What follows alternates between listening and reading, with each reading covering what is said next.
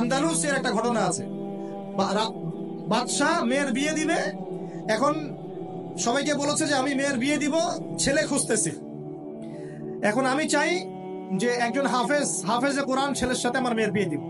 যাদের ঘরে হাফেজে কোরআন ছেলে আছে সবাই রাত্রেবেলা মশাল জ্বালাবে, একটা করে মশাল জ্বালিয়ে রাখবে।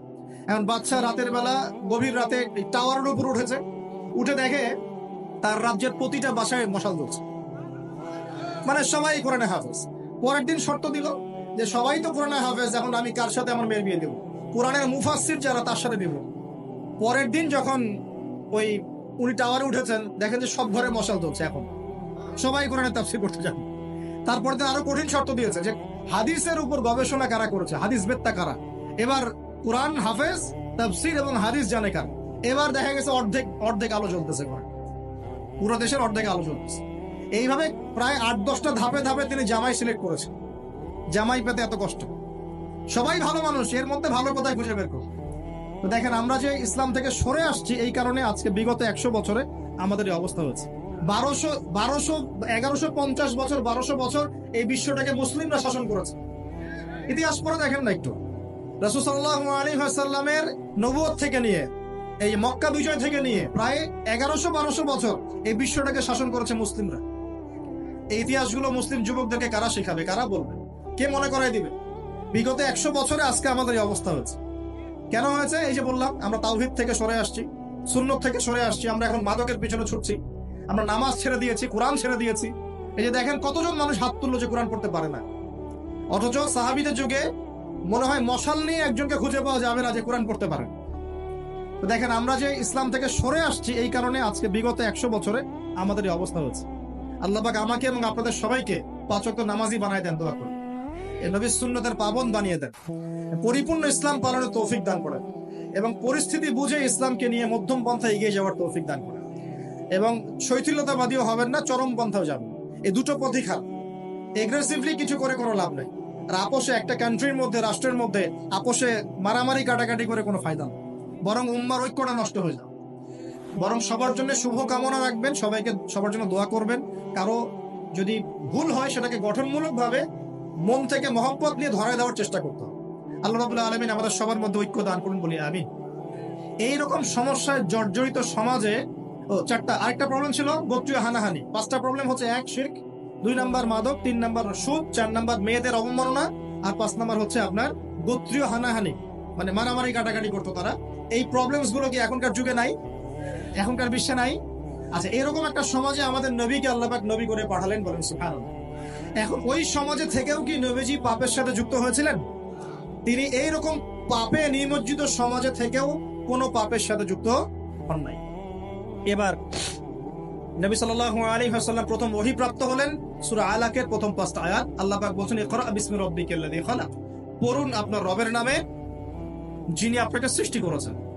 নবীজি ওহী প্রাপ্ত হয়ে বাসায় ফিরে আসলেন। বাসায় এসে খাদিজা রাদিয়াল্লাহু আনহাকে বললেন, এই ঘটনা ঘটেছে, গুহার মধ্যে ফেরেশতা একজন এসেছিলেন, আমাকে জোরে চিপে ধরেছেন, ছেড়ে দিয়েছেন, ছেড়ে বলেছেন ইকরা, আপনি পড়ুন। আমি বলেছি মা আনা বিকারি, আমি তো পড়তে জানি না।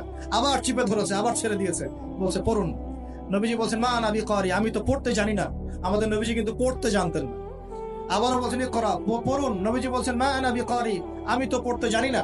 চতুর্থবার তিনি বলছেন ইকরা বিসমি রাব্বিকাল্লাযী খালাক, খালাকাল ইনসানা মিন আলাক, ইকরা ওয়া রাব্বুকাল আকরাম আল্লাযী আল্লামা বিল কলম আল্লামাল ইনসানা মা লাম ইয়ালাম। এবার খাদিজা রাদিয়াল্লাহু আনহা তিনি মুসলিম হয়েছেন, তার চাচাতো ভাই ওয়ারাকা বিন নাফেলের কাছে নিয়ে গেছেন। তিনি বলেছেন যে হ্যাঁ, তোমার কাছে যে এসেছিল তার নাম নামুস, মানে জিবরাইল আলাইহিস সালাম।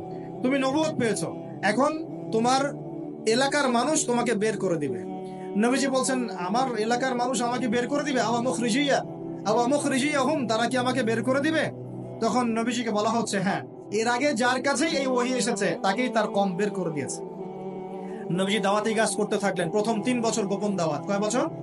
প্রথম 3 বছর গোপনে দাওয়াত। এই 3 বছরে তৈরি হয়েছে আবু বকর সিদ্দিক, আপনার উসমান বিন আফফান, আব্দুর রহমান বিন আউফ, তালহা বিন উবাইদুল্লাহ, জুবাইর বিন আওয়াম, হ্যাঁ, এই যে যায়েদ ইবনে হারেসা, বেলাল আল হাবাশি, এরকম সাহাবী, আব্দুল্লাহ বিন মাসউদ, জাফর ইবনে আবি তালেব, আলী ইবনে আবি তালেব, এমন প্রায় 40 থেকে 80 জন সাহাবী ইসলাম কবুল করেছেন, বলেন আলহামদুলিল্লাহ।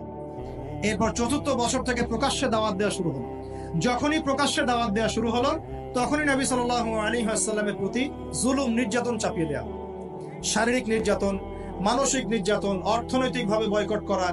হ্যাঁ, তারপরে কখনো কখনো এই যে মাথার উপরে উটের নাড়িভুড়ি চাপিয়ে দেওয়া হয়েছে, কখনো তাকে আঘাত করা হয়েছে, কখনো কি করা হয়েছে, সামাজিক্যালি মানে সোশ্যালি বয়কট করা হয়েছে, কখনো তাকে গালিগালাজ করা হয়েছে। আমি দেখেছি তাকে ইন টোটাল প্রায় 15 থেকে 16টা গালি খেতে হয়েছে। আমাদের নবীজিকে, যার সামনেও কোনো গোনা নাই, পিছনে কোনো গোনা নাই, এই ব্যক্তিকে জীবনে প্রায় 15 থেকে 16টা গালি খেতে হয়েছে। মানুষ তাকে বলেছে কাযযাব, মিথ্যাবাদী, মহামিথ্যাবাদী, সাহের, জাদুকর, ফারিকুল জামাআ, ঐক্য বিনষ্টকারী, হ্যাঁ, মজনুন, পাগল, জিনগ্রস্ত ইত্যাদি মানুষ তাকে এসব কথা বলেছে। আমাদের নবীজিকে মানুষ এই কথা বলেছে।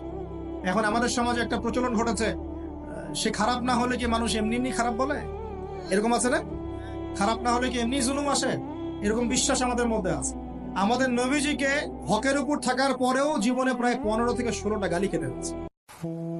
তারপরে আমি স্টাডি করে দেখেছি, তাকে জীবনে প্রায় 14 থেকে 15 বার মানুষ হত্যা করার চেষ্টা করেছে। কতবার? 14 থেকে 15 বার। এমনকি মক্কা বিজয়ের দিন যখন তিনি কাবা ঘর তাওয়াফ করছিলেন, ওই সময় একজন ব্যক্তি ভিতরে ছুরি নিয়ে এসে তাকে মারার চেষ্টা করেছে। কি বলবেন? এখন নবী সাল্লাল্লাহু আলাইহি ওয়াসাল্লামের চেয়ে ভদ্র কোনো মানুষ আছে? নম্র হিতাকাঙ্ক্ষী কোনো মানুষ আছে? উত্তম চরিত্রের কেউ আছে? তাহলে তার জীবনে এমন কেন হয়? উত্তর, যখন আপনি পরিপূর্ণ হকের উপর থাকবেন, তখন আপনাকে চতুর্দিক থেকে বাধা পেতে হবে। আপনার পরিবার থেকে বাধা আসবে, আপনার বন্ধু মহল থেকে বাধা আসবে, আপনার কোনো সময় দেখা যাবে স্ত্রী শত্রু হয়ে যাচ্ছে, সন্তান শত্রু হয়ে যাচ্ছে।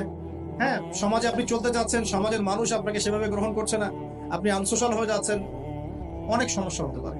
তবে এরপরেও কি হক ছেড়ে দেওয়া যাবে? আল্লাহ পাক সবাইকে হকের উপর থাকার তৌফিক দান করুন। এখন এইভাবে চলতে চলতে এক পর্যায়ে নির্যাতনের মাত্রা এত বেশি হলো যে সাহাবীরা নবীর কাছে এসে বলছেন, ইয়া রাসূলুল্লাহ, তাদের প্রতি বদদোয়া করেন যাতে আল্লাহ তাদেরকে ধ্বংস করে দেন। তখন নবীজি বলছেন, দেখো, তোমরা খুব তাড়াহুড়া করছো, আমি তোমাদেরকে জানিয়ে দিচ্ছি, আল্লাহ পাক এই দিন ইসলামকে মাশরিক মাগরিব পর্যন্ত পৌঁছে দিবেন।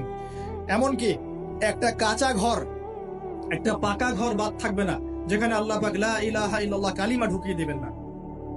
কিন্তু তোমরা খুব তাড়াহুড়া করছো। তখন তিনি সাহাবীদেরকে বললেন, তোমরা আবিসিনিয়ায় হিজরত করো। কোন জায়গা ভাই? আবিসিনিয়া কোন দিকে এখন? এই যে ইথিওপিয়া নাম শুনে, ইথিওপিয়া, ইরিত্রিয়া নাম শুনেছেন? এই জায়গা ছিল আগে আবিসিনিয়া।